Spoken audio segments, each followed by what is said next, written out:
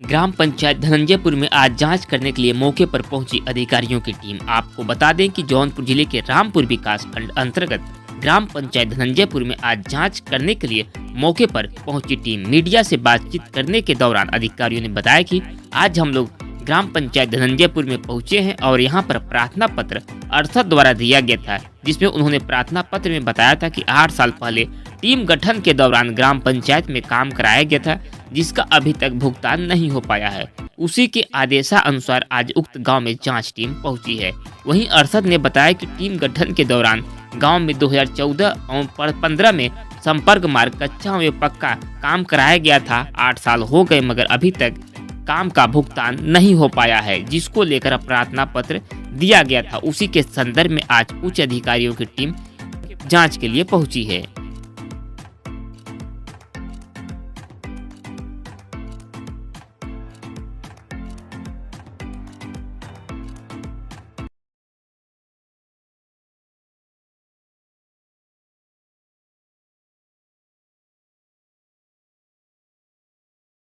किस ग्राम सभा में सर पहुँचे हैं और क्या मामला था? धनंजयपुर में हम पहुँचे हैं। क्या मामला था यहाँ सर? एक अरसद नाम के सज्जन है, वो शिकायत दिए थे कि 8 साल पहले काम कराए थे, उसका भुगतान अभी तक नहीं हो पाया है। उसी की जांच के सिलसिले में कमेटी गठित की गई थी। कमेटी में 3 लोग थे।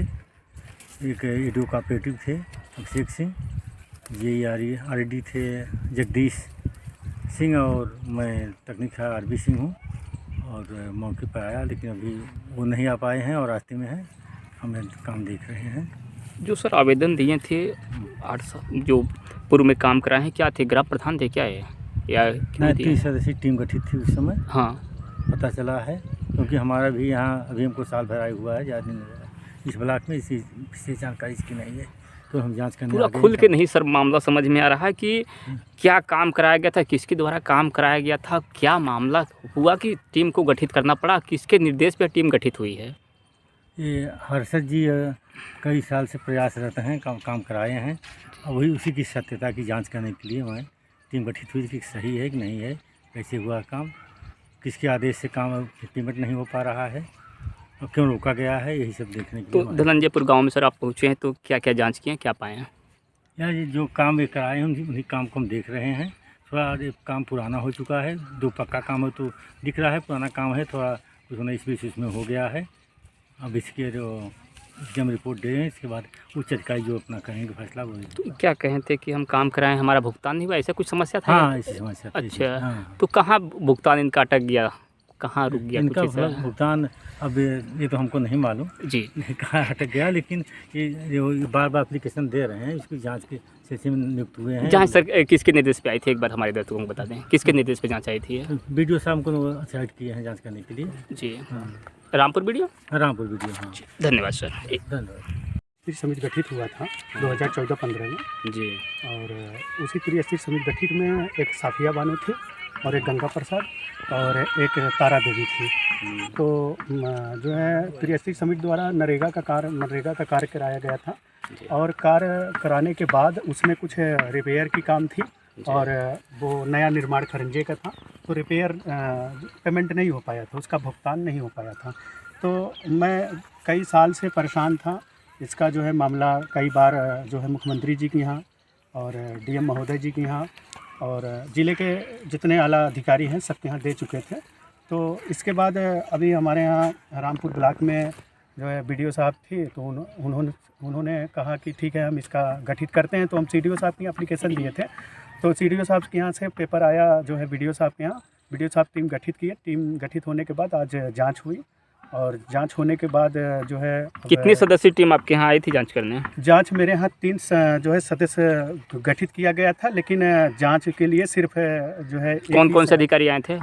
सिर्फ एक अधिकारी आए थे जो RB सिंह साहब थे, वही जांच किए हैं। नहीं, 3 लोग थे ना? हाँ, 3 लोग थे। 3 लोगों में जो है एक RB सिंह थे जी, और उसके बाद एक अभिषेक सिंह थे और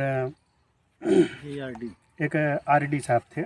चलिए ठीक। लगभग कितना भुगतान आपको रुका हुआ था? भुगतान मेरा 8.5 लाख रुपया रुका हुआ है अब तक के। ठीक। बेटा के वीडियो वायरल करने से या नेताजी के वीडियो वायरल करने से महेंद्र की छवि को धूमिल करना ओम प्रकाश राजभर की राजू राय और उदयवीर सिंह फंडिंग कर रहे हैं तो पार्टी में चला रहा हूं, उनको कौन फंडिंग कर रहा है वो अपना तो पहले बतावे। राजभर के पैर तले उनकी जमीन खसक चुकी है, अब इसमें कहीं कोई संशय और दो राय नहीं है। उनको और उनके बेटा को अपने पार्टी के लिए काम करना चाहिए, न कि दूसरे पार्टी के लिए काम करना चाहिए। वो तो कह रहे हैं कि रणनीति बना रहे हैं समाजवादी पार्टी के राष्ट्रीय अध्यक्ष बनने के। हमको कह रहे हैं, उनका कहना गलत है। वो जाते हैं भाजपा के यहाँ, वो जाते हैं अमित शाह जी के यहाँ, वो जाते हैं माननीय मुख्यमंत्री जी के यहाँ, वो जाते हैं माननीय प्रधानमंत्री जी के यहाँ, वो बहन जी का नाम लेते हैं, वो राहुल जी का नाम लेते हैं, माननीय अखिलेश जी का भी नाम लेते हैं। तो हम तो उनको कुछ नहीं कहता हूं। वो अपनी पार्टी अपना संगठन कैसे चलाएंगे, कैसे अपनी पार्टी को मजबूत करेंगे, वो अपने पार्टी के मालिक हैं। उस तरह से हम भी कहीं जा सकता हूं, किसी से भी बातचीत करने के लिए मैं भी जा सकता हूं। वो मिले तो ठीक, आप मिले तो गलत। हाँ, बस यही कि हम ना मिले। वो पाए थे गठबंधन में 17 सीट, 22 के गठबंधन में 17 सीट पाए थे, उसकी सफाई नहीं दे पा रहे हैं कि एक भी कार्यकर्ता नहीं लड़ा पाए, उसकी सफाई तो नहीं दे पा रहे हैं। टोटली सीट बेच दिए। जहां आज कॉन्फ्रेंस हो रहा है ये भी सीट उनके खाते में था। कुछ दिन पहले जब फंसे तो कहे कि नहीं हमारे उम्मीदवार नहीं थे। अरे भाई, आपके उम्मीदवार नहीं थे तो ये भी फार्म पर दस्तखत कौन किया था, सिंबल किसका था, इसका भी तो जवाब आपको बताना चाहिए। आपने भी बताया कि कारण राय को भी टिकट दिए थे। 2012 में कौमी एकता दल से गठबंधन किए थे। 22 के चुनाव के लिए भागीदारी संकल्प मोर्चा बनाए थे। भागीदारी संकल्प मोर्चे में 9 दल के लोग थे, सबको धोखा दे दिए। अरे उनको तो धोखा दे ही दिए, अपने दल के समस्त नेताओं को भी धोखा दे दिए, कार्यकर्ताओं को भी धोखा दे दिए। क्या माना जाए आपकी जो वीडियो पुरानी वायरल करके क्या आपकी राजनीतिक छवि को धूमिल की जा रही है? देखिए, वो वायरल हो रहा है ना, वो टोटली गलत है। आजकल टेक्निकल युग है, कहीं से काट करके कहीं जोड़ देना, और कोई भी किसी का भी वीडियो बना करके वायरल कर देना। अरुण जी और नेता ओम प्रकाश राजभर बेटा की हैसियत है, हिम्मत है, बिना उनके कहे हुए बोल दे। यादों से अगर उस सब दल के लोगों से मिल सकते हैं तो मुझे भी तो अधिकार है सब दल के लोगों से मिलना। लेकिन हम ओम प्रकाश राजभर नहीं है कि तू करके चाटें। हम कहीं बात करेंगे, एक जगह बात करेंगे, बातचीत के दौरान जब तय हो जाएगा तो इसी तरह से फिर आप लोगों को बुला करके चाय भी पिलाऊंगा और बताऊंगा कि किससे हमारी बात हुई।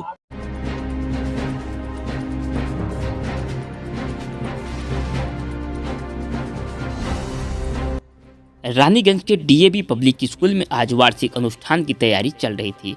आज कुछ छात्राएं नृत्य का रिहर्सल भी कर रही थी। तभी उन कमरे में छात्राएं जैसे रिहर्सल कर रही थी, तभी उस कमरे की छत का एक हिस्सा गिर गया, जिससे कक्षा 7 में पढ़ने वाली श्रेयसी पाल और स्नेहा सिंह के सर पर गिर गया, जिससे दोनों छात्राएं बुरी तरह से घायल हो गईं। जब स्कूल के सभी विद्यार्थी अपने अपने घर चले गए तो 2 छात्राएं नहीं गईं। तभी उनके परिजनों को चिंता सताने लगी और घटना की जानकारी मिली।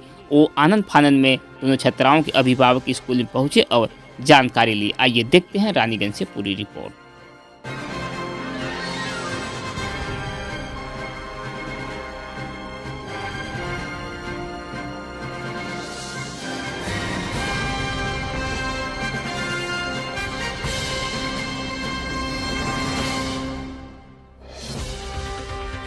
পর্যন্ত ওরা স্কুলে প্রোগ্রামে ওখানে গেছিলি না? হ্যাঁ দিয়ে তারপরে Is this very much required? Yes, it's required. The children were practicing for annual day. They do it every day. A small chunk from just the first layer, it fell off, and one child got hurt. He was immediately taken to the nearby hospital and is given treatment. Doctors have been convinced and they have spoken also.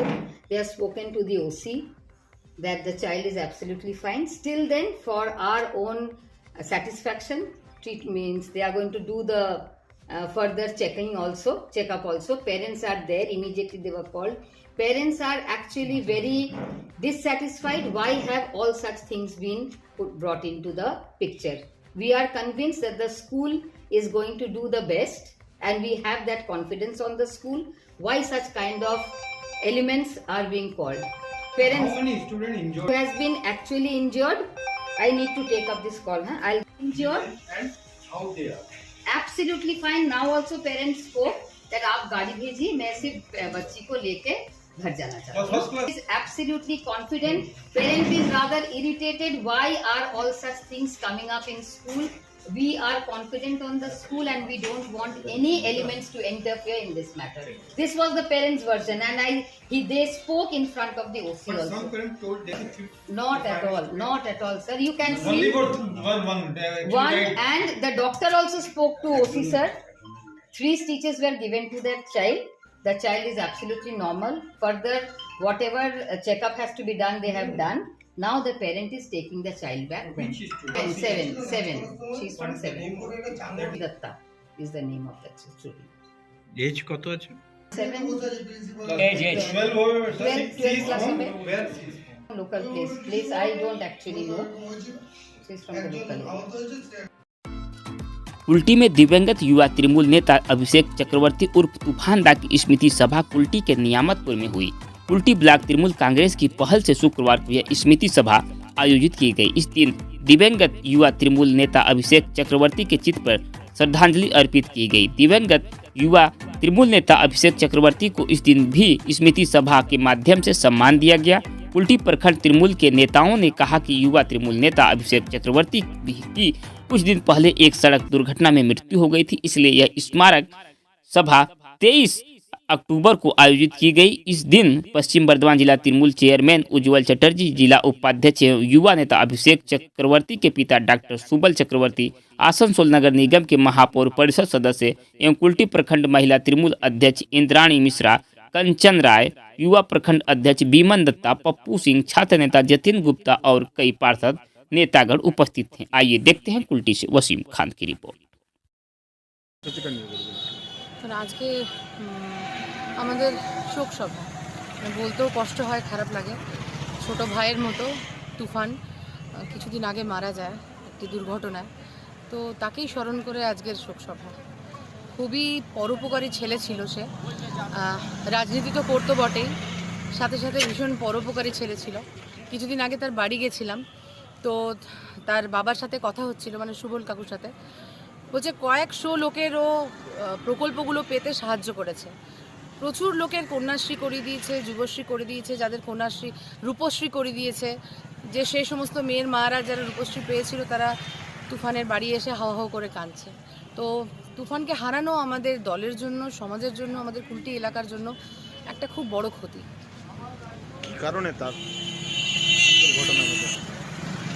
Say office যাচ্ছিল, কোনো কারণে বাইকে skid করে হোক বা কিছু করে হোক সেটা সম্পূর্ণ আমরা জানি না। খবর পাই যে চৌরঙ্গির ওখানে সে পড়ে যায় এবং মাথায় আঘাত লাগে, এবং 2 দিন হসপিটালে থাকার পর সে আমাদেরকে ছেড়ে চলে যায়।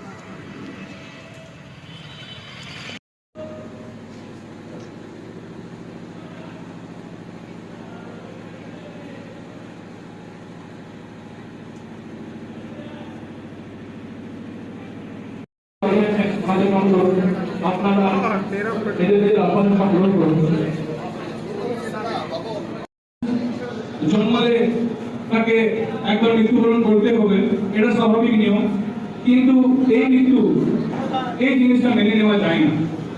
কারোর কাছে এমন দিনটা কেউ মেনে নিতে পারেনি যে তুফানদা আমাদেরকে, তুফানদা আমার রহে, আমার রহে, আমার রহে, তুফানদা আমার রহে, আমার রহে, আমার রহে, তুফানদা আমরা তোমায় ভুলিনি, ভুলবো না, ভুলিনি, ভুলবো না।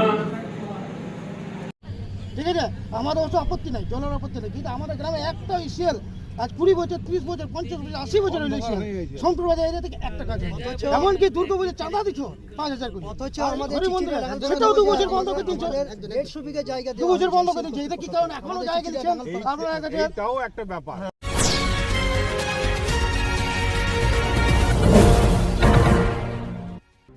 जामुड़िया के चिचुड़िया पंचायत क्षेत्र के डंगालपाड़ा में एसीएल द्वारा अधिकृत जमीन पर निर्माण कार्य किया जा रहा था। इस निर्माण कार्य के विरोध में चिचुड़िया ग्राम पंचायत के स्थानीय लोगों ने अपनी मांगों को लेकर जमकर प्रदर्शन करना शुरू कर दिया।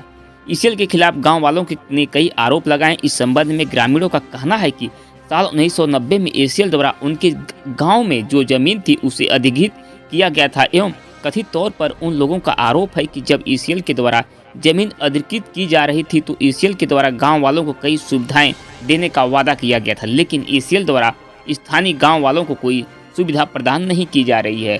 प्रदर्शन कर रहे गांव वालों का कहना है कि ईसीएल द्वारा यहां के निवासियों को बिजली देने की बात कही गई थी, लेकिन आज भी वह मुहैया नहीं कराई गई है। गांव वालों को कहना है कि यहां पर एक भी डाक नंबर में तकरीबन 700 परिवार रहते हैं। जब तक ईसीएल द्वारा इन परिवारों के घरों में बिजली मुहैया नहीं कराई जाती वहां पर ईसीएल का कोई काम नहीं करने देंगे। आखिर क्या है पूरा मामला, आइए देखते हैं विस्तार से।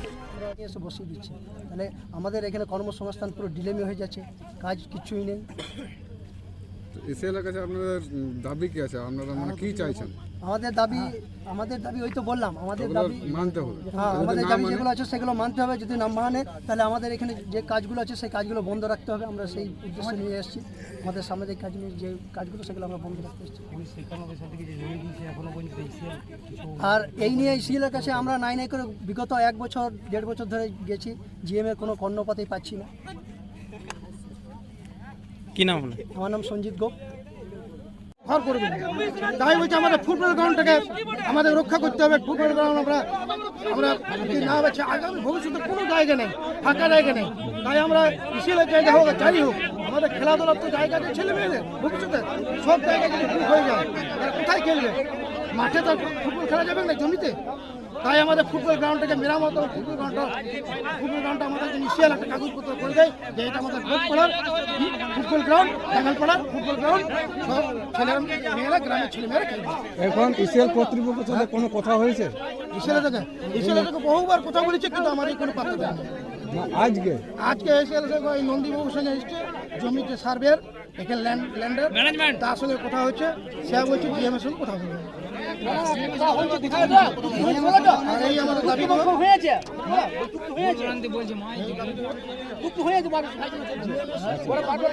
যদি জমি অধিগ্রহণ করে তখন থেকেই আমরা আন্দোলন করে আসছি যে একই দাগে আমাদের বসবাস, আমাদের 600-700 বাড়ি এখনো বসবাস করে আসছে।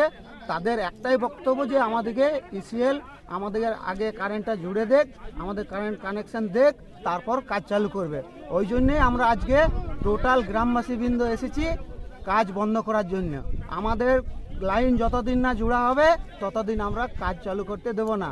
1990 সাল থেকে আমাদেরকে প্রলোভন দেখায় আসছে। বারবার আমরা অফিসে গেছি, বহুতবার অ্যাপ্লিকেশন করেছি, বহুতবার ডেপুটেশন দিয়েছি, কিন্তু কোনো কার্যকারিতা হয় নাই।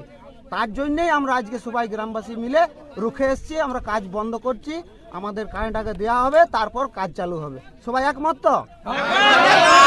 কি নাম আপনার? আমার নাম गौतम रुईदास, चिचुड़िया टांगालपाड़ा बासिंदा।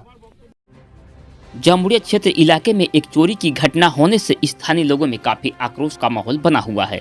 यह घटना जामुड़िया थाना क्षेत्र के जामुड़िया बाजार स्थित बेताली बाबा काली मंदिर के समीप एक घर में चोरी की घटना को अंजाम देने के बाद पूरे घर पर ही हाथ साफ कर दिया है चोरों ने।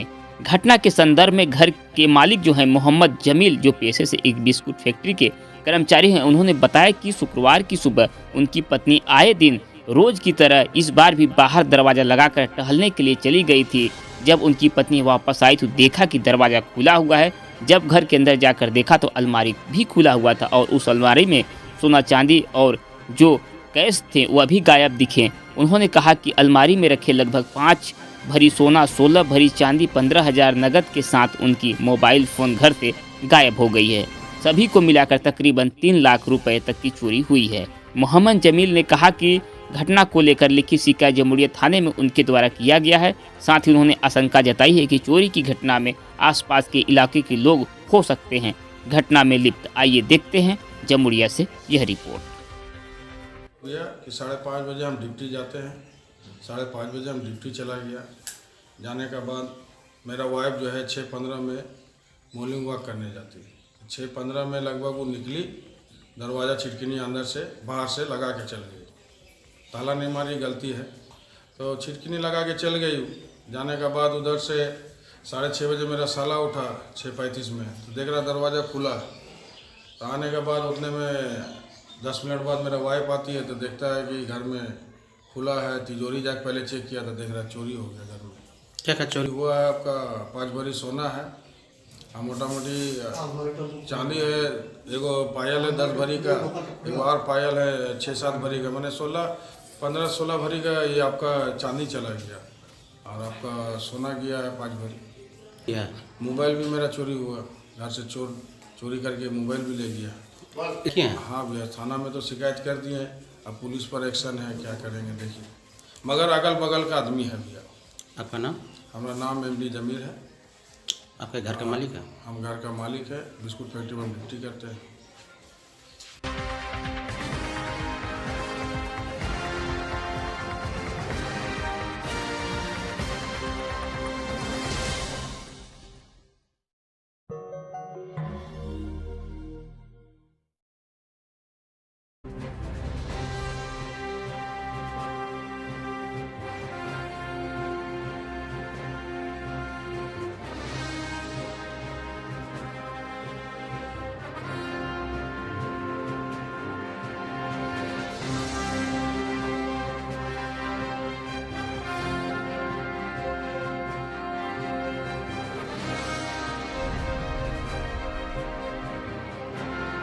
अंडाल ब्लॉक के मदनपुर ग्राम पंचायत के धनधाड़ी गांव में आज बच्चों के एक पार्क का उद्घाटन रानीगंज के विधायक तापस बनर्जी द्वारा फीता काटकर किया गया।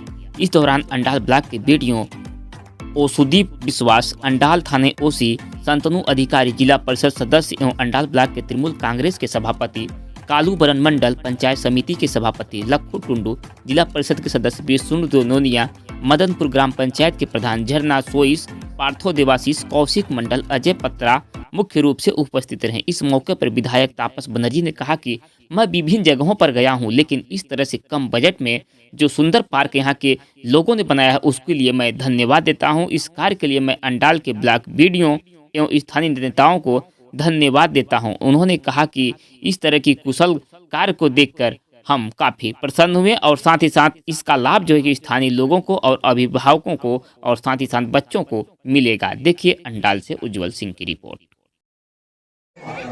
বিভিন্ন সহযোগিতা নিয়ে এই জায়গা থেকে ঠিক জায়গায় গ্রামের মধ্যে একটা সুন্দর পার্ক গড়ে তুলেছেন, তার জন্য অবশ্যই আমার তরফ থেকে পুরো গ্রামবাসীকে, অজয়বাবুকে এবং যারা আধিকারিক যারা এই পার্কটি করতে সহযোগিতা করেছেন প্রত্যেককে আমার তরফ থেকে অসংখ্য ধন্যবাদ।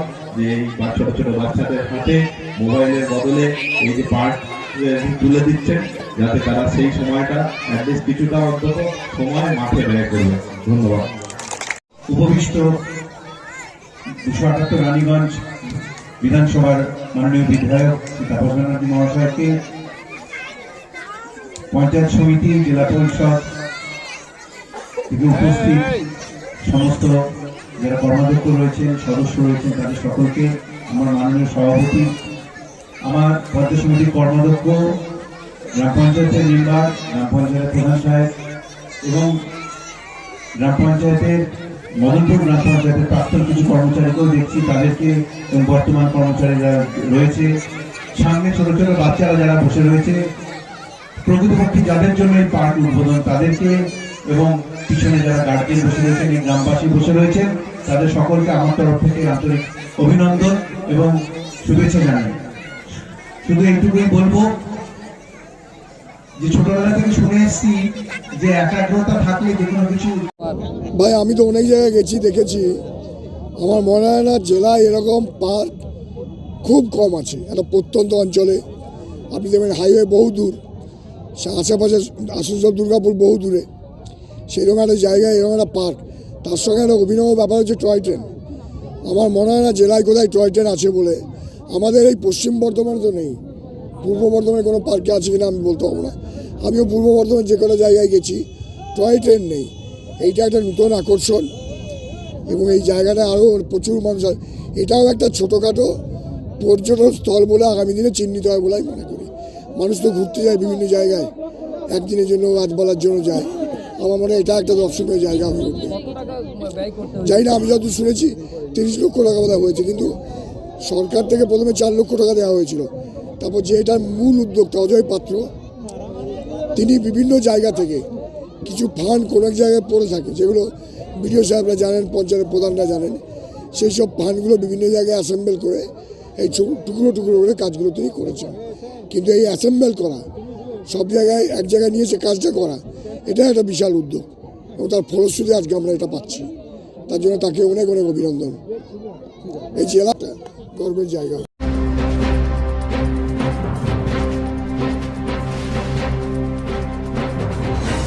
পলাশপুর গ্রামে মোটামুটি 15 বছর হলো জলের খুব প্রবলেম হয়েছে। তার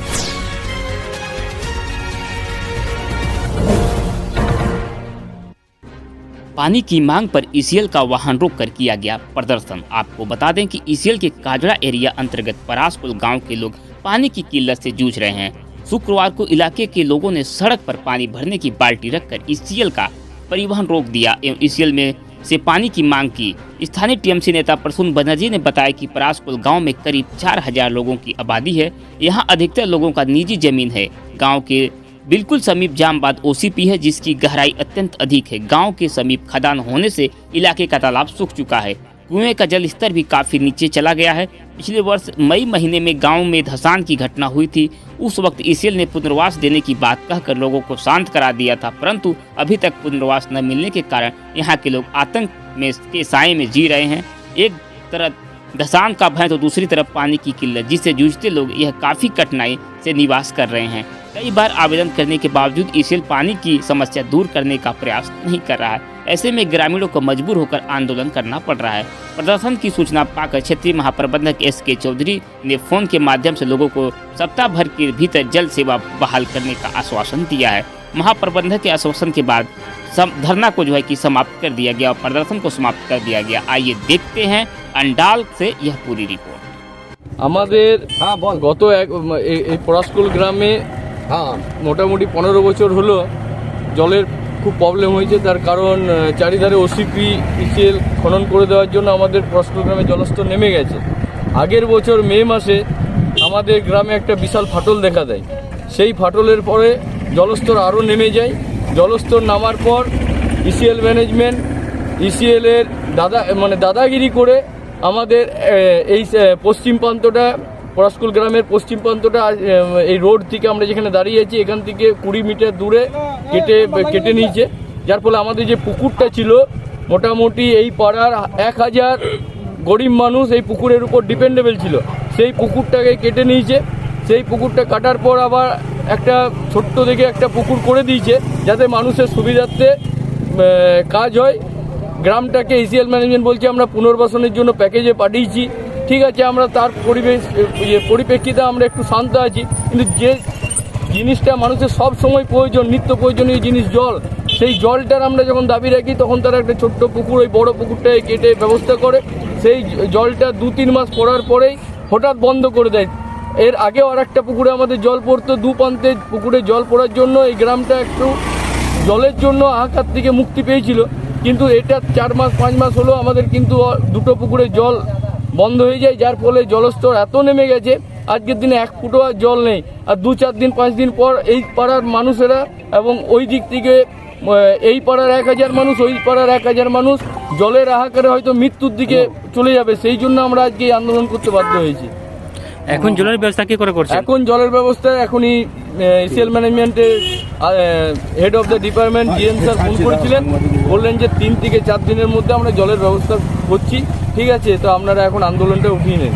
তো আমি ফোন স্পিকার অন করে সবাইকে এই কথাটা শোনালাম। আমরা 3-4 দিনের জায়গায় 5 দিন আমরা ওয়েট করব। যদি 5 দিনের মধ্যে জলের যদি ব্যবস্থা না হয় তাহলে কিন্তু আমরা গ্রামবাসীর পক্ষ থেকে বৃহত্তর আন্দোলনে যেতে বাধ্য হব। এই গ্রামে কতটা লোক বসবাস করে? এই গ্রামে মোটামুটি আমাদের 7 থেকে 8,000 লোকের বসবাস। ধসের কত আতঙ্ক আছে? ধসের পর থেকে তো মানুষ রাতে ঘুমাচ্ছে, জানে না যে কাল সকালে সূর্য দেখতে পাবো কিনা, এরকম ভাবেই মানুষ দিন কাটাচ্ছে। পুনর্বাস দেশের পক্ষ থেকে পুনর্বাসনের প্রক্রিয়া চলছে। এতে আমাদের বিধায়ক মহাশয় খুব ইনিশিয়েটিভ নিয়েছেন। ঠিক আছে, যত তাড়াতাড়ি এই গ্রামটাকে রিহ্যাবিলিটেশন করা যায়, কারণ আমরা তো অলরেডি নিচে আগ্নেয়গিরির মতো আগুনে জ্বলছে আর আমরা দুলছি। কোন দিন যে আমরা ভাসমান শূন্যের মতো দুলছি, কখন যে আমরা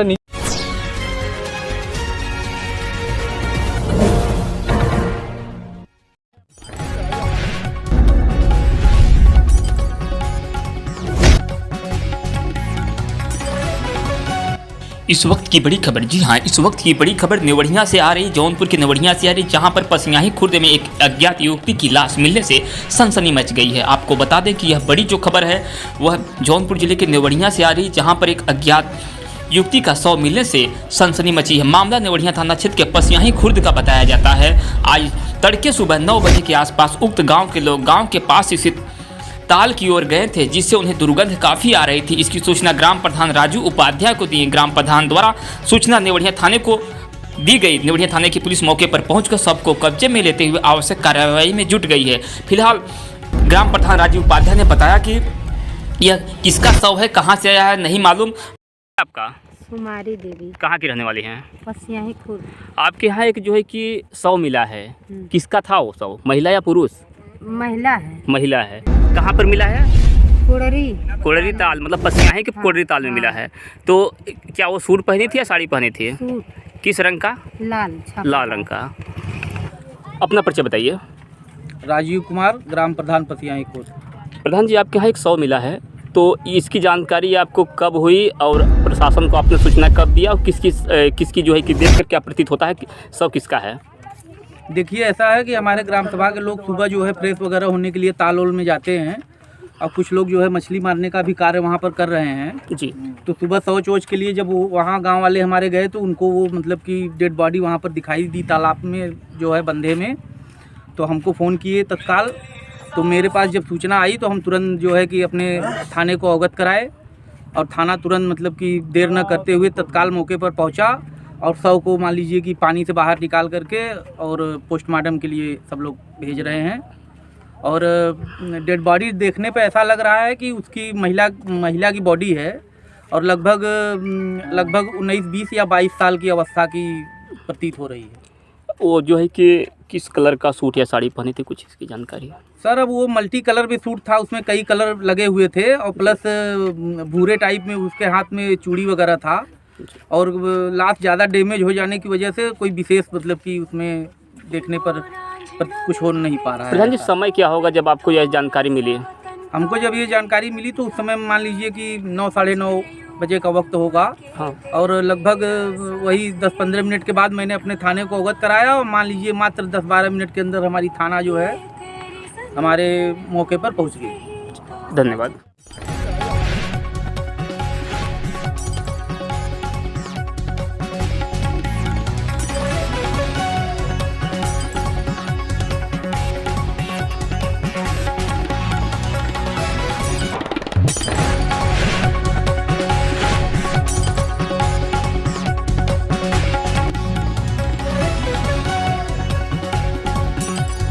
করার তো নেই, কিছু করার তো নেই। এদের কিছু লোকের পরিকল্পনা আছে যে একে বাংলা ছাড়া করবো। তো আমি তো বলেছি যে আমাদের ডেড বডি পশ্চিমবঙ্গ থেকে যাবে। এই বাংলার মাটিতে জন্মগ্রহণ করেছি, বাংলার মাটিতে আমাদের মৃত্যু হবে। মরার আগে অবধি বাংলা ছাড়ছি না, তৃণমূল কংগ্রেস যতই চেষ্টা করুক না কেন। কোনো নেক্সট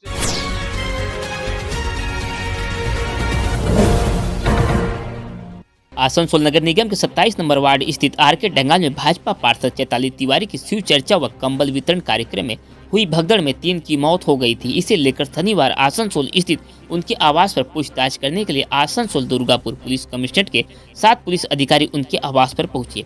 इस 7 सदस्यीय पुलिस टीम का नेतृत्व में पुलिस अधिकारी एसीपी रैंक के 2 अधिकारी भी शामिल थे। चैताली तिवारी से पूछताछ कर निकल जाने के बाद चैताली तिवारी के पति सह पूर्व मेयर व भाजपा नेता जितेंद्र तिवारी ने कहा कि पूछताछ को लेकर उन्होंने एक सवाल भी खड़ा कर दिया। उनका कहना था कि यह सही है कि अदालत का आदेश है कि पुलिस द्वारा एक दिन में चैताली तिवारी से 2 घंटे तक पूछताछ कर सकती है, लेकिन क्या जरूरी था कि यह जानने के बाद भी कि चैताली तिवारी की बीमार है 2 घंटा ही पूछताछ की जाए? आधा घंटा पहले भी तो पूछताछ खत्म किया जा सकता था।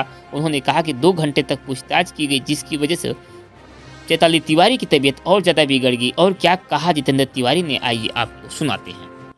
এবং এটা ঠিক যে কোর্ট নির্দেশ দিয়েছিল যে ম্যাক্সিমাম একদিনে 2 ঘন্টা আপনি জায়গা করতে পারবেন, তো ম্যাক্সিমামটা ইউজ করতে হবে। আধ ঘন্টা আগেও এটা মহিলাকে ছেড়ে দেওয়া গেল না, একদম পাক্কা 2 ঘন্টাই নাকি করেছে।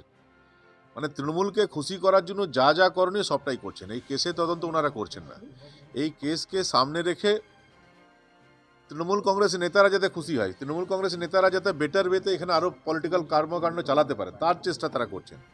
এবং আমাদেরকে দমিয়ে দেওয়া যায় কিভাবে, বিরোধী যারা আছে তাদেরকে কিভাবে দমিয়ে দেওয়া যায়, তারা যাতে ময়দানে না থাকতে পারে, তৃণমূল কংগ্রেসে অন্যায়ের প্রতিবাদ না করতে পারে, তাদের দুর্নীতির বিরুদ্ধে কথা না বলতে পারে, তার একটা পরিবেশ তৈরি করতে ব্যস্ত পুলিশ।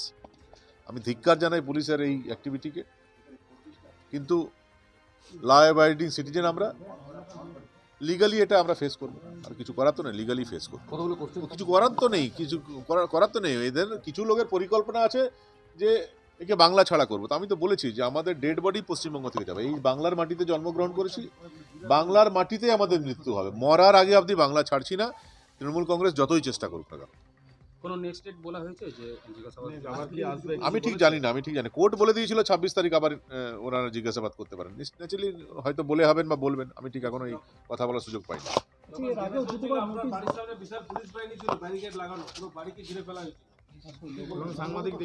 আমি বলছি যে তৎপরতা পুলিশ আজকে দেখাচ্ছে, সেই তৎপরতা যদি সেদিন দেখাতো তাহলে তো এই প্রাণগুলো বেঁচে যেত, কিন্তু জানি না তৃণমূল কংগ্রেস নেতারা অ্যালাউ করেনি হয়তো পুলিশকে, যে না বিজেপি লোকেরা যেখানে থাকবে সেখানে পুলিশ থাকার দরকার নেই, সেখানে প্রোটেকশন দেওয়ার দরকার নেই, এই ধরনের নির্দেশ আছে হয়তো, ওই জন্য পুলিশও তাদেরকে খুশি করার জন্য সেদিন তৎপরতা দেখো। যথেষ্ট ভলেন্টিয়ার ছিল না বলে একটা পুলিশের পক্ষ থেকে বলা হচ্ছে, সেই জন্য কি ঘটনা? না, আমি বলি যে মানুষের জীবন রক্ষার দায়িত্ব কার? প্রশাসনের। তো পুলিশ যদি ফিল করছে যে ভলেন্টিয়ার ছিল, তারা ভলেন্টিয়ার দিয়ে দিল না কেন? তারা তো ছিল সেখানে। পুলিশ যদি ফিল করছে যে ভলেন্টিয়ার ছিল না, তারা ভলেন্টিয়ার দিয়ে দিল না কেন? তৃণমূল কংগ্রেস যদি ফিল করছে যে ভলেন্টিয়ার ছিল না, এটা তো পার্টির প্রোগ্রাম সেভাবে ছিল না, তা তৃণমূল কংগ্রেসের ছেলেরা ভলেন্টিয়ার কাজ করে দিল না কেন? বলা খুবই সহজ, বলা খুবই সহজ। 3 জন মারা গেছে, এই 3 জনের ডেড বডি নিয়ে রাজনীতি করতে হবে। তার 2 দিন আগে 26 নম্বর ওয়ার্ডে আরেকটা বাচ্চা মারা গেছে, দেখবেন ট্রেনে পড়ে, মুসলিম একটা ছেলে, তার পোস্টমর্টম হয়েছে, তার বাড়িতে গেল কেউ দেখতে? কোনো নেতা মন্ত্রী তার বাড়িতে গেছে? তার তদন্ত হয়েছে? হলো না তো।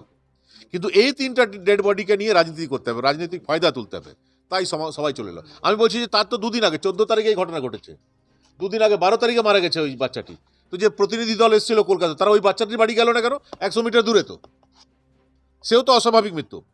গভর্নমেন্ট হসপিটালে ভর্তি হয়েছিল, হাইড্রেনে পড়ে গেছিল, কর্পোরেশন হাইড্রেনে পড়ে গেছিল, মাথায় লেগেছিল, গভর্নমেন্ট হসপিটাল তাকে জোর করে ছুটি দিয়ে দেয়, পরে আবার অসুস্থ হয়, আবার অ্যাডমিট করে বর্ধমান নিয়ে যাওয়া হয়, বর্ধমানে মারা যায়। তার বাড়িতে কেন গেলেন না? তার জন্য কারা দায়ী? তার জন্য কর্পোরেশনে যারা আছেন তারা কেন দায়ী হবেন না? তার জন্য হসপিটাল লোকেরা কেন দায়ী হবেন না? রাজনীতি দেখছেন আপনি কিছু করার তো নেই, কিছু করার তো নেই। আমি তো কি করব? আমি তো লাঠি নিয়ে তো কারোর সঙ্গে লড়াই করতে পারবো না, আমাকে আইনে তো লড়াই লড়তে হবে, আর কি করবো? কিছু করার তো নেই। শাসক যারা, তারা যদি মনস্থির করে নেন যে আমাদের যে প্রশাসন আছে সেটাকে রাজনৈতিক কাজে ব্যবহার করব, এটা তাদের সদিচ্ছা নেই, তারা গণতান্ত্রিক পরিবেশ রাখতে চাইছেন না। আমি কি, আমার হাতে তো নেই কিছু, আমি কি করতে পারি? ফেস করা ছাড়া আর তো কিছু করার নেই। আইনের মানে কি? যে তৃণমূলের নেতারা যেটা চাইছে সেটা মানলে আমরা আইন মানছি, ওরা যেটা আইনের কথা বলে। কর্পোরেশন ভোটে কিভাবে ভোট লুট করলো আপনারা দেখেননি? এই পুলিশকে নিয়ে তো লুট করেছিল, এই গুন্ডাদেরকে দিয়ে তো লুট করেছিল, ওই গুন্ডাদেরকে নিয়ে তো এখন এলাকায় ঘুরছে। এরা বলবে আইনের কথা, এদের মুখে এগুলো মানায় না। আসানসোলে মানুষ সব দেখছে, এবং মানুষ চুপ থাকতে পারে, মানুষ সঠিক সময়ে সঠিক জবাব দিয়ে দেয়। এবং তৃণমূল নেতাদেরকে বলছি, যারা এগুলো করছেন, 2টো রুটি বেশি খান, আনন্দে থাকুন, যে জিতেন্দ্র তিওয়ারিকে হেনস্থা করালাম, তার স্ত্রীকে হেনস্থা করলাম, এই আনন্দে থাকুন, কিন্তু মানুষ সব দেখছে, সঠিক সময় সঠিক জবাব দিয়ে দেবে আপনাদের। परास कुलकुलेरी में केकेएससी की सभा का आयोजन। आपको बता दें कि अंडाल ब्लॉक के परास कुलकुलेरी में केकेएससी की ओर से एक सभा का आयोजन किया गया। इस सभा में दर्जनों केकेएससी के महामंत्री व जमुड़िया के विधायक हरेराम सिंह के हाथों केकेएससी का झंडा लोगों ने थामा है। आपको बता दें कि सभा को संबोधित करते हुए हरेराम सिंह ने कहा कि आप लोग सभी जानते हैं कि आसनसोल में एक दुखद घटना घटी है। इस घटना की वजह से बीजेपी की पोल खुल गई है। उनके पास आदमी इस तरह जमा नहीं हो रहे हैं, इसलिए धर्म के नाम पर लोगों को बुलाकर मीटिंग किया जाता है। 500 कंबल हैं और 5000 लोगों को बुलाया जाता है, जिसका नतीजा है ऐसे में दर्दनाक घटना आसनसोल में घटी, जिसमें 3 की मौत हो गई है। इस दौरान रुपेश यादव, सुदर्शन सिंह, हरेंद्र गिरी, गौतम मंडल, शमशेर खान, सुजीत घोष, काजल माझी, राजकिशोर ठाकुर आदि सभी केकेएससी के सदस्य मौजूद रहे। आइए देखते हैं अंडाल से उज्जवल सिंह की रिपोर्ट। और हमने आज डिसीजन भी लिया है कि कोयला खदान श्रमिक कांग्रेस के कार्यकर्ताओं द्वारा आज 2 साल से प्रमोशन नहीं हो रहा है। मैन पावर बजट के अनुसार 21-22, 22-23 2 साल का बजट आया और बजट आने के बाद भी ईसीएल मैनेजमेंट उस पर ध्यान नहीं दे रहा। आज का पीट मीट में क्या कार्यक्रम रखा गया? आज में पीट मीटिंग का बहुत सारा मैनेजमेंट के साथ मैनेजमेंट का जो रवैया चल रहा है वो मजदूरों के सामने रखना ज़रूरी था और कुछ लोग हमारे ही बीच थे जो दूसरा यूनियन के साथ थे, उनका रवैया से नाखुश होकर के आज ममता बनर्जी का काम देख करके हमारे केकेसी का काम देख करके हमारे साथ आए और उन्होंने केकेसी का झंडा हमारे केकेसी INTUC का महामंत्री हरिराम सिंह जी के हाथों से झंडा पकड़े। सर आज देखा गया केकेसी में HMS छोड़ और आपका बीजेपी छोड़ सब आज झंडा पकड़ा गया। करीबन कितने जन थे? लगभग 30 आदमी। क्या बोलिएगा आज इस प्रोग्राम को लेकर? क्या बोलना है, ये तो पब्लिक भी जान रही है, पूरे बंगाल में इस बात को जान रहे हैं जो कि आज ममता बनर्जी जिस तरह से काम कर रहा है उनके अंदर में कोई भी जाति धर्म कुछ बिहारी बंगाली ऐसा कुछ नहीं है। और हमारे कोयला खदान श्रमिक कांग्रेस जो काम कर रहा है मजदूरों को हित में वो भी सामने है, वही काम के देख करके ही साथ हमारे आ रहे हैं। मेरा नाम Sudarshan Singh, principal secretary. Mister SK Jumman, आप पहले बीजेपी कार्यकर्ता थे, उसके बाद TMC में जुड़े, उसके बाद केकेसी का झंडा पकड़े, क्या बोलिएगा?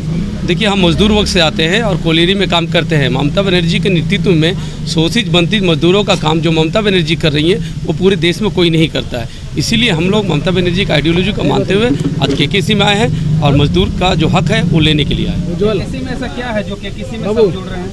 देखिए, केकेसी माननीय ममता बनर्जी का एक ट्रेड यूनियन है और इसके सिवा कोई ऑप्शन नहीं है। BMS भारतीय जनता पार्टी का दलाल बन चुका है, HMS के यहाँ कोई काम करता नहीं है, CPM का कोई अस्तित्व नहीं है। तो अब यहाँ मजदूरों के अस्तित्व की लड़ाई है और मजदूर इसीलिए केकेसी के साथ है। बीजेपी पार्टी के बारे में क्या बोलना चाहेंगे? भारतीय जनता पार्टी देश के सबसे बड़ी सांप्रदायिकता की आग में झोंकने वाली पार्टी है, पूंजीपतियों की पार्टी है, अडानी अंबानी की पार्टी है, लुटेरों की पार्टी है।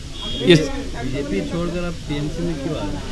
देखिए, जहाँ हम समाज में पले बढ़े हैं, बचपन से हम नेताजी की बात सुन के आए हैं, समाज में हम सारे जहाँ से अच्छा हिंदुस्तान हमारा की बात सुन के आए हैं। वहाँ पर हर जगह हिंदू मुस्लिम होती है, कहीं दलित मुस्लिम होती है, किसानों को रौंदा जाता है, बलात्कारियों का समर्थन में भाजपा के पार्टी उतरते हैं, भाजपा के नेता उतरते हैं, नारियों का सम्मान होता है। उस पार्टी में तो हम नहीं रह सकते जहाँ नारियों की सम्मान होती है, क्योंकि हम भारतीय हैं और हमारा एक स्लोगन है, रमन्ते तंत्र देवता यंत्र नार्यस्तु पूजन्ते। जहाँ नारियों की पूजा होती है वहीं देवताओं का वास होता है, जहाँ नारियों की पूजा नहीं होती वहाँ हम नहीं रह सकते। आपका नाम? SK जुम्मन।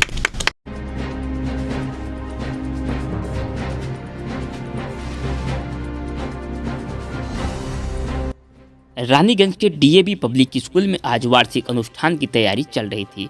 आज कुछ छात्राएं नृत्य का रिहर्सल भी कर रही थी। तभी उन कमरों में छात्राएं जैसे रिहर्सल कर रही थी तभी उस कमरे की छत का एक हिस्सा गिर गया, जिससे कक्षा 7 में पढ़ने वाली श्रेयसी पाल और स्नेहा सिंह के सर पर गिर गया, जिससे दोनों छात्राएं बुरी तरह से घायल हो गईं। जब स्कूल के सभी विद्यार्थी अपने अपने घर चले गए तो 2 छात्राएं नहीं गईं। तभी उनके परिजनों को चिंता सताने लगी और घटना की जानकारी मिली।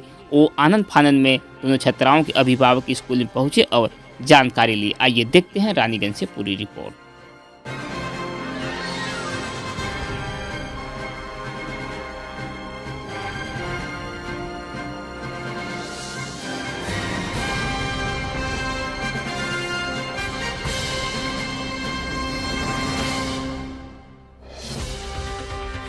পর্যন্ত ওরা স্কুলে প্রোগ্রামে ওখানে গেছিলি না? হ্যাঁ দিয়ে তারপরে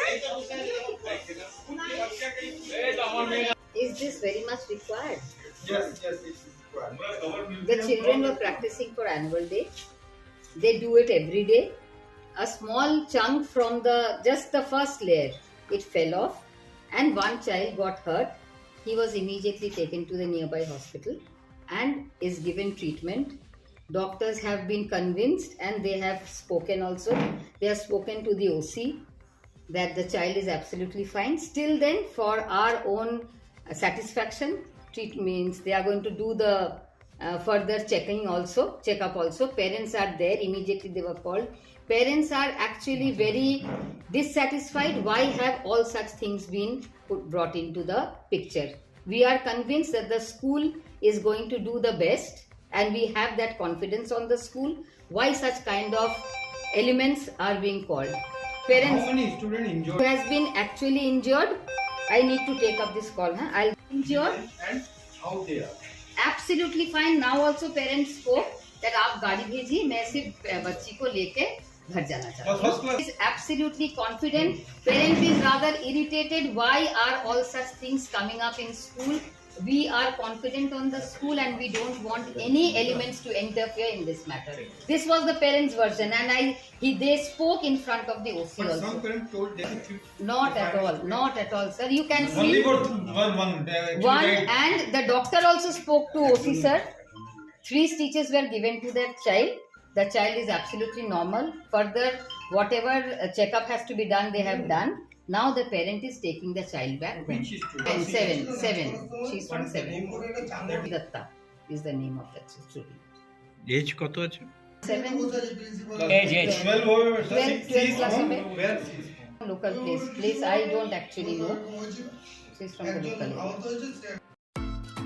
कुल्टी में दिवंगत युवा तृणमूल नेता अभिषेक चक्रवर्ती उर्फ तूफान दा की स्मृति सभा कुल्टी के नियामतपुर में हुई।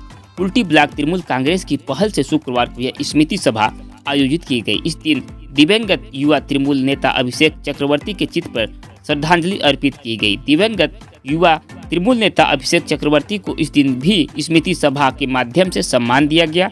कुल्टी प्रखंड तृणमूल के नेताओं ने कहा कि युवा तृणमूल नेता अभिषेक चक्रवर्ती की कुछ दिन पहले एक सड़क दुर्घटना में मृत्यु हो गई थी, इसलिए यह स्मारक सभा 23 अक्टूबर को आयोजित की गई। इस दिन पश्चिम बर्धमान जिला तृणमूल चेयरमैन उज्जवल चटर्जी, जिला उपाध्यक्ष एवं युवा नेता अभिषेक चक्रवर्ती के पिता डॉक्टर सुबल चक्रवर्ती, आसनसोल नगर निगम के महापौर परिषद सदस्य एवं कुल्टी प्रखंड महिला तृणमूल अध्यक्ष इंद्राणी मिश्रा, कंचन राय, युवा प्रखंड अध्यक्ष बीमन दत्ता, पप्पू सिंह, छात्र नेता जतिन गुप्ता और कई पार्षद नेतागण उपस्थित थे। आइए देखते हैं कुल्टी से वसीम खान की रिपोर्ट।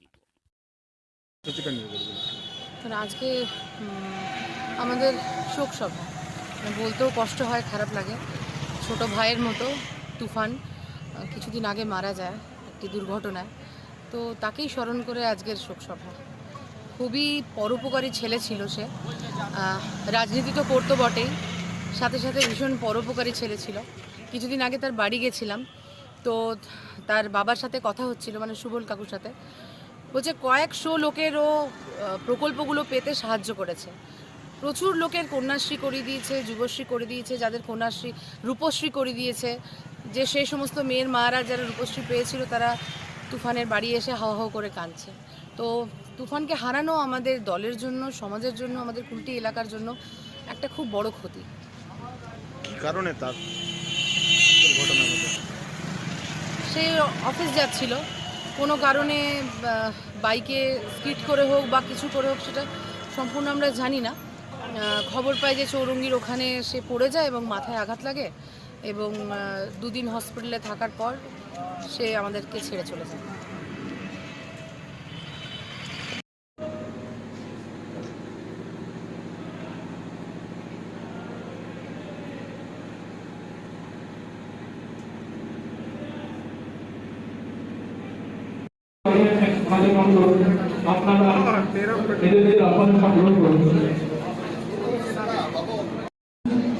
জন্মালে তাকে একবার মৃত্যুবরণ করতে হবে, এটা স্বাভাবিক নিয়ম, কিন্তু এই জিনিসটা মেনে নেওয়া যায় না।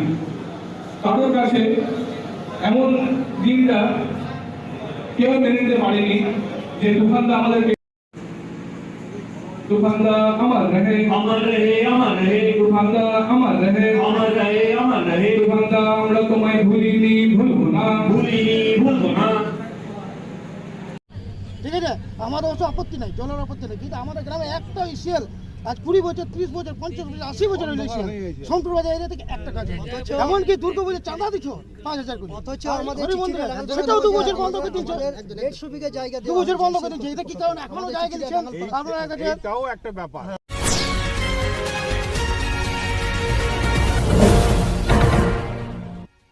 जम्बुड़िया के चिचुड़िया पंचायत क्षेत्र के डंगालपाड़ा में एसीएल द्वारा अधिकृत जमीन पर निर्माण कार्य किया जा रहा था। इस निर्माण कार्य के विरोध में चिचुड़िया ग्राम पंचायत के स्थानीय लोगों ने अपनी मांगों को लेकर जमकर प्रदर्शन करना शुरू कर दिया। एसीएल के खिलाफ गांव वालों ने कई आरोप लगाए। इस संबंध में ग्रामीणों का कहना है कि साल 1990 में एसीएल द्वारा उनके गाँव में जो जमीन थी उसे अधिकृत किया गया था एवं कथित तौर पर उन लोगों का आरोप है कि जब एसीएल के द्वारा जमीन अधिकृत की जा रही थी तो एसीएल के द्वारा गांव वालों को कई सुविधाएं देने का वादा किया गया था, लेकिन एसीएल द्वारा स्थानीय गांव वालों को कोई सुविधा प्रदान नहीं की जा रही है। प्रदर्शन कर रहे गांव वालों का कहना है कि एसीएल द्वारा यहां के निवासियों को बिजली देने की बात कही गई थी, लेकिन आज भी वह मुहैया नहीं कराई गई है। गाँव वालों को कहना है कि यहाँ पर एक भी डाक नंबर में तकरीबन 700 परिवार रहते हैं। जब तक एसीएल द्वारा इन परिवारों के घरों में बिजली मुहैया नहीं कराई जाती वहां पर एसीएल का कोई काम नहीं करने देंगे। आखिर क्या है पूरा मामला, आइए देखते हैं विस्तार से। মানে আমাদের এখানে কর্মসংস্থান পুরো ডিলেমে হয়ে যাচ্ছে, কাজ কিছুই নেই। এসএলের কাছে আপনাদের দাবি কি আছে? আপনারা মানে কি চাইছেন? আমাদের দাবি ওই তো বললাম, আমাদের দাবি মানতে হবে। হ্যাঁ, আমাদের দাবি যেগুলো আছে সেগুলো মানতে হবে। যদি না মানে তাহলে আমাদের এখানে যে কাজগুলো আছে সেই কাজগুলো বন্ধ রাখতে হবে। আমরা সেই উদ্দেশ্য নিয়ে এসেছি। আমাদের সামাজিক কাজ নিয়ে যে কাজগুলো সেগুলো আমরা বন্ধ রাখতে এসেছি। আর এই নিয়ে এসিএলের কাছে আমরা নাই করে বিগত 1 বছর 1.5 বছর ধরে গেছি, জিএম এর কোনো কর্ণপাতই পাচ্ছি না।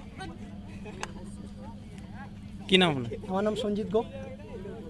ঘর করবেন তাই বলছে আমাদের ফুটবল গ্রাউন্ডটাকে আমাদের রক্ষা করতে হবে। ফুটবল গ্রাউন্ড আমরা না হচ্ছে আগামী ভবিষ্যতে কোনো জায়গা নেই, ফাঁকা জায়গা নেই। তাই আমরা এসিএলের জায়গা হোক যাই হোক, আমাদের খেলাধুলার তো জায়গা আছে, ছেলে মেয়েদের ভবিষ্যতে সব জায়গা যদি ঠিক হয়ে যায় কোথায় খেলবে? মাঠে তো ফুটবল খেলা যাবে না, জমিতে। তাই আমাদের ফুটবল গ্রাউন্ডটাকে মেরামত, ফুটবল গ্রাউন্ডটা আমাদের এসিএল একটা কাগজপত্র করে দেয় যে এটা আমাদের গোপপাড়ার ফুটবল গ্রাউন্ড, ডাঙ্গালপাড়ার ফুটবল গ্রাউন্ড, সব ছেলেরা মেয়েরা গ্রামের ছেলেমেয়েরা খেলবে। এখন এসিএল কর্তৃপক্ষের সাথে কোনো কথা হয়েছে? এসিএল থেকে বহুবার কথা বলেছে, কিন্তু আমার এই কোনো পাত্তা দেয় না। আজকে এসিএল থেকে ওই নন্দীবাবুর সঙ্গে এসছে, জমিতে সার্ভের এখানে ল্যান্ডের ম্যানেজমেন্ট, তার সঙ্গে কথা হচ্ছে। সে বলছে জিএমের সঙ্গে কথা বলবে।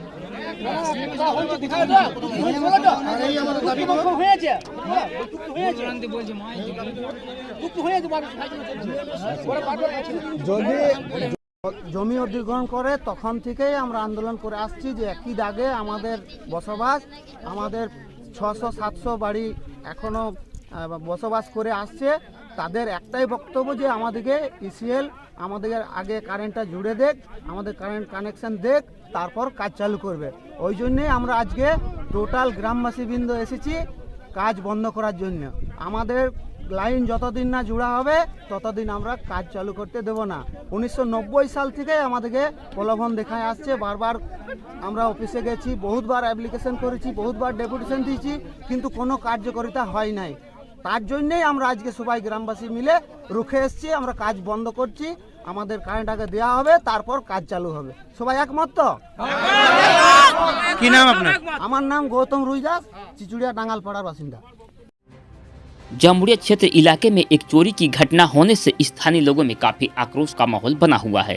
यह घटना जम्बुड़िया थाना क्षेत्र के जम्बुड़िया बाजार स्थित बेताली बाबा काली मंदिर के समीप एक घर में चोरी की घटना को अंजाम देने के बाद पूरे घर पर ही हाथ साफ कर दिया है चोरों ने। घटना के संदर्भ में घर के मालिक जो है मोहम्मद जमील, जो पेशे से एक बिस्कुट फैक्ट्री के कर्मचारी हैं, उन्होंने बताया कि शुक्रवार की सुबह उनकी पत्नी आए दिन रोज की तरह इस बार भी बाहर दरवाजा लगाकर टहलने के लिए चली गई थी।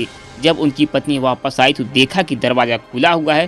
जब घर के अंदर जाकर देखा तो अलमारी भी खुला हुआ था और उस अलमारी में सोना चांदी और जो कैश थे वह भी गायब दिखे। उन्होंने कहा कि अलमारी में रखे लगभग 5 भरी सोना, 16 भरी चांदी, 15,000 नगद के साथ उनकी मोबाइल फ़ोन घर से गायब हो गई है। सभी को मिलाकर तकरीबन 3 लाख रुपए तक की चोरी हुई है। मोहम्मद जमील ने कहा कि घटना को लेकर लिखित शिकायत जम्बुड़िया थाने में उनके द्वारा किया गया है। साथ ही उन्होंने आशंका जताई है कि चोरी की घटना में आसपास के इलाके के लोग हो सकते हैं घटना में लिप्त। आइए देखते हैं जम्बुड़िया से यह रिपोर्ट।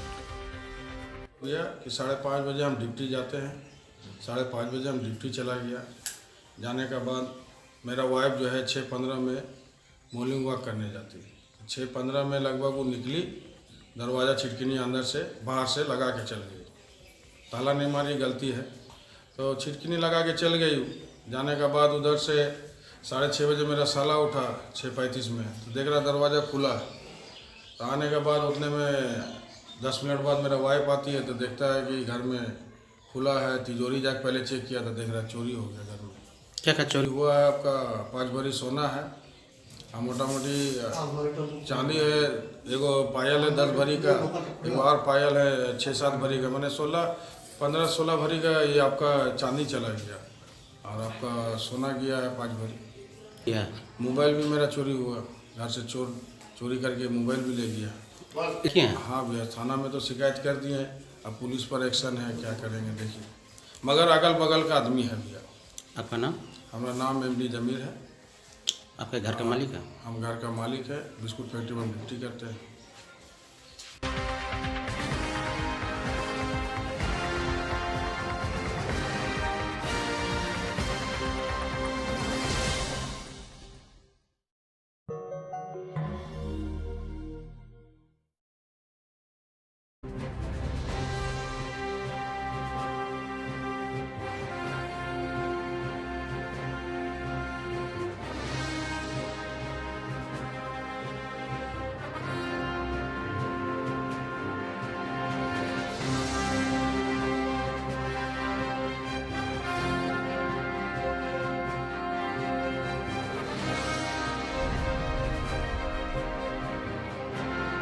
अंडाल ब्लॉक के मदनपुर ग्राम पंचायत के धनधाड़ी गांव में आज बच्चों के एक पार्क का उद्घाटन रानीगंज के विधायक तापस बनर्जी द्वारा फीता काटकर किया गया।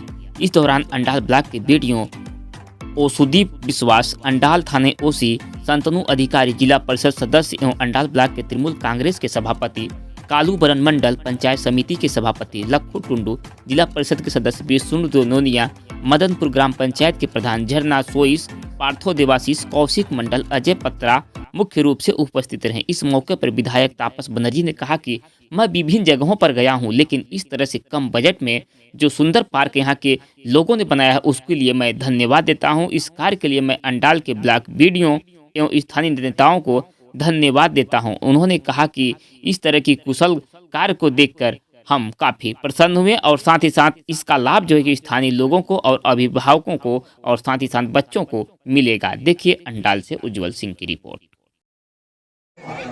বিভিন্ন সহযোগিতা নিয়ে এই জায়গা থেকে ঠিক জায়গায় গ্রামের মধ্যে একটা এত সুন্দর পার্ক গড়ে তুলেছেন, তার জন্য অবশ্যই আমার তরফ থেকে পুরো গ্রামবাসীকে, অজয়বাবুকে এবং যারা আধিকারিক যারা এই পার্কটি করতে সহযোগিতা করেছেন প্রত্যেককে আমার তরফ থেকে অসংখ্য ধন্যবাদ। যে এই ছোট ছোট বাচ্চাদের হাতে মোবাইলের বদলে এই যে পার্ক তুলে দিচ্ছেন, যাতে তারা সেই সময়টা অ্যাটলিস্ট কিছুটা অন্তত সময় মাঠে ব্যয় করবে। ধন্যবাদ।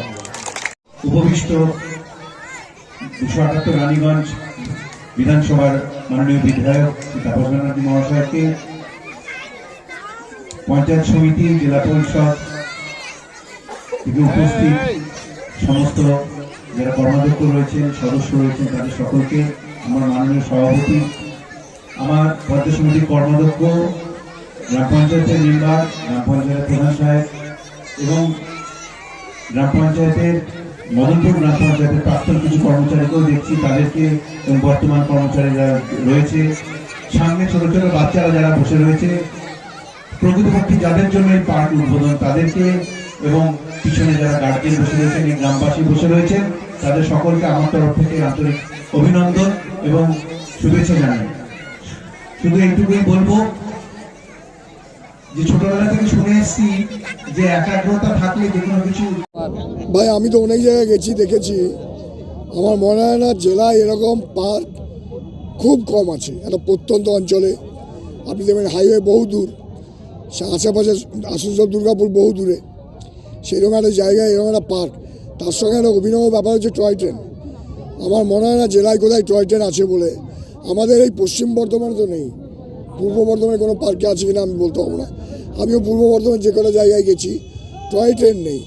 এইটা একটা নতুন আকর্ষণ এবং এই জায়গাটা আরও প্রচুর মানুষ। এটাও একটা ছোটোখাটো পর্যটন স্থল বলে আগামী দিনে চিহ্নিত হয় বলে আমি মনে করি। মানুষ তো ঘুরতে যায় বিভিন্ন জায়গায়, একদিনের জন্য রাত বলার জন্য যায়। আমার মনে হয় এটা একটা দর্শনীয় জায়গা হয়ে উঠবে। জানি না, আমি যতদূর শুনেছি 30 লক্ষ টাকা বোধহয় হয়েছে, কিন্তু সরকার থেকে প্রথমে 4 লক্ষ টাকা দেওয়া হয়েছিল। তারপর যে এটার মূল উদ্যোক্তা অজয় পাত্র, তিনি বিভিন্ন জায়গা থেকে কিছু ফান্ড কোনো এক জায়গায় পড়ে থাকে, যেগুলো বিডিও সাহেবরা জানেন, পঞ্চায়েতের প্রধানরা জানেন, সেই সব ফান্ডগুলো বিভিন্ন জায়গায় অ্যাসেম্বল করে এই টুকরো টুকরো করে কাজগুলো তিনি করেছেন। কিন্তু এই অ্যাসেম্বল করা, সব জায়গায় এক জায়গায় নিয়েছে কাজটা করা, এটা একটা বিশাল উদ্যোগ এবং তার ফলশ্রুতি আজকে আমরা এটা পাচ্ছি। তার জন্য তাকে অনেক অনেক অভিনন্দন। এই জেলাটা গর্বের জায়গা।